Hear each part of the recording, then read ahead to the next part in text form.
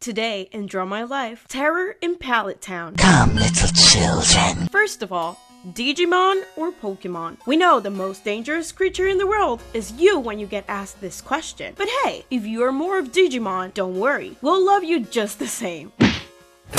Know your fucking place, trash! Now you have no excuse not to subscribe, okay? Look, I'll explain.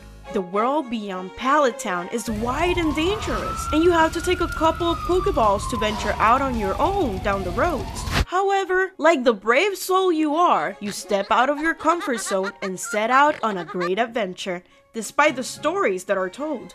You've walked about a mile, and suddenly you find this little thing. His name is Absol, and apparently he's as cute as a button. Why would this little cutie be dangerous? Well, because, oh snap, if he shows up, things are gonna get really bad. Forewarned is forearmed, Pallet people. You have read everything there is to read in the Pokédex. You run. Bad omen, bad omen, we're off to a bad start. The doggy just wanted to play. What bad thing would he want to warn you about? As you run, fleeing from the jinx, you run into one of those pseudoscientists in the plaza at rush hour. He's shaking a pendulum and singing a sweet melody. How brilliant. What a lovely voice. You approach him like a robot, hypnotized, and just then, you begin to understand the beautiful verses of his singing. Come on, little children, come with me. Safe and happy you will be. Away from home, now you'll run. With Hypno, you'll have so much fun. An electric shock runs down your back. Shh! It dawns on you, it's Hypno! You resist. Get this shit off me! You manage to break the spell. Like a missile, you shoot out of the way and start running cross-country. According to what you read in the chronicles in Pallet Town, this Pokemon is responsible for the disappearance of many children, like poor Lost Tail. So you want to keep your dignity intact and run as there is no tomorrow. When you finally turn around, you notice that Hypno isn't following you. You think, maybe you're a little too old for his taste? Phew! I hope this was just a bad omen. It's finally over.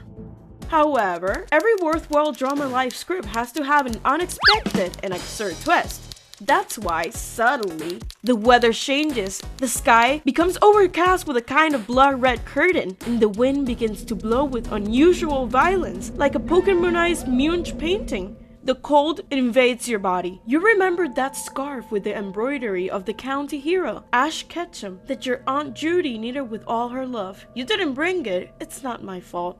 The weatherman messed up as usual. You're thinking about all of this when suddenly you notice something behind your back. With extreme caution, you turn around. Nothing. No one. It's just your imagination. There's only a damn rock here, small as a dwarf's head. You start to laugh. You know you're getting obsessed with Absol's silly superstitions. Trying to calm your nerves, you hit the rock with the tip of your shoe.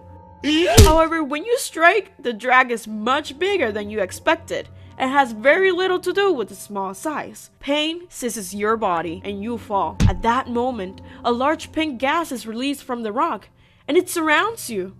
Inside, you see many faces. The gas is made up of souls. You know it's 108. You realized it a gazillion times, Pokemon scholar. It's the legend. It's Spiritomb, the Pokemon formed by the souls of children who die listening to Lavender's Town's melody. The creepiest creepy in the Pokemon world. But what is with Pokemon and kids, man? Can you hear it? This can only mean one thing. It's going to kill you, and it's going to have you for lunch. You'll be the 109th soul in his collection. Something has to be done. Yeah, you've got an idea. You've always hated it, but suddenly you see the bright side of things. Any disability looked at properly is like a superpower, and right now, you're going to be better than Spider-Man in tights. Your hearing disability is going to save you. With the little strength you have, you manage to raise one of your hands to reach the off button on your hearing device. Silence.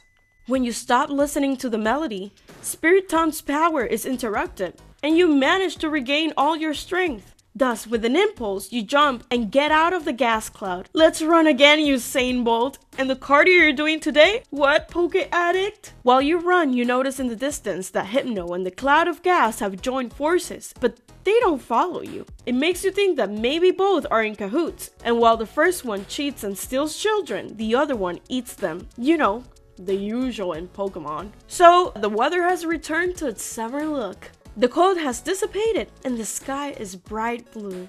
You get to the top of a hill and discover that in front of you, there's an abandoned house. And of course, the best idea that you can come up on a day like this is to get into the spooky place. When you get inside, the darkness is so dense that your breath catches in your throat. You think over and decide to leave. But at that instant, two glowing dots light up in front of you. They look like two eyes. Yes, they are two eyes. And they're looking at you. They're coming towards you. Shh.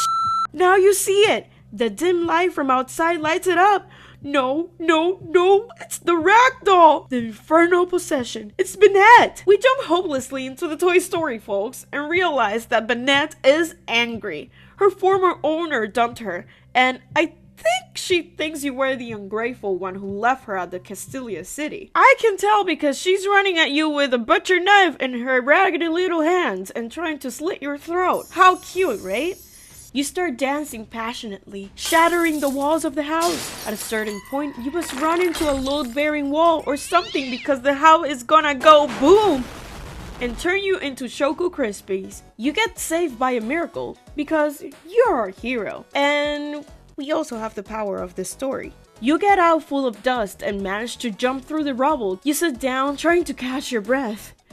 You can't take it anymore. You've had enough. However, there's Banette. She has managed to save herself and is hanging on your neck. She's strangling you with her little hands. It's a pleasure, I say, because my goodness, what a comfort the touch of her velvet skin gives you. It's like a caress. But hey, you don't want to die, kid. Grab the damn doll and start shaking it against the ground. Again and again and again and again and again. It seems to be snowing all around you. The pieces of cotton guts from the toy are floating around. The Christmas scene in the middle of the summer. Anger overcomes you. You've managed to reduce the doll to a mere piece of tissue. So you blow your nose with it and throw the cloth under your feet. You enjoy stomping on it. That's it. In the end, everything went well. But hey, what's next? You were supposed to go on 1001 Pokemon adventure, and you ended up in a cheap Stephen King novel. Last chance, you think. Either I catch a Pokemon with some Pokeballs, or I'll cut my foot off. You start walking with all your clothes worn out and full of dust, but you're determined not to give up. You're one of those who think that he who perseveres succeeds. You reach the road again. You walk with conviction, and after a few minutes, you see someone coming towards you. Little by little, you look and... what? It can't be. Is it a mirror? You start playing in front of you, and you remember... huh? Mr. Mime! No. It's not a mirror. It's a clone. Are you kidding me? I have an evil twin now? No, you know what it is. It's Ditto. But wait. Ditto only transforms into another Pokemon, right? Then he's transforming into a human, and that's impossible. What if I'm not a human? What if I'm just a Pokemon? A flood of doubts overwhelms you. What if nothing, not the adventures, not any dreams made sense? You run away thinking that capturing a Pokemon and forcing them to fight is pointless. What am I doing it for? We're forcing them to do things they don't want to do.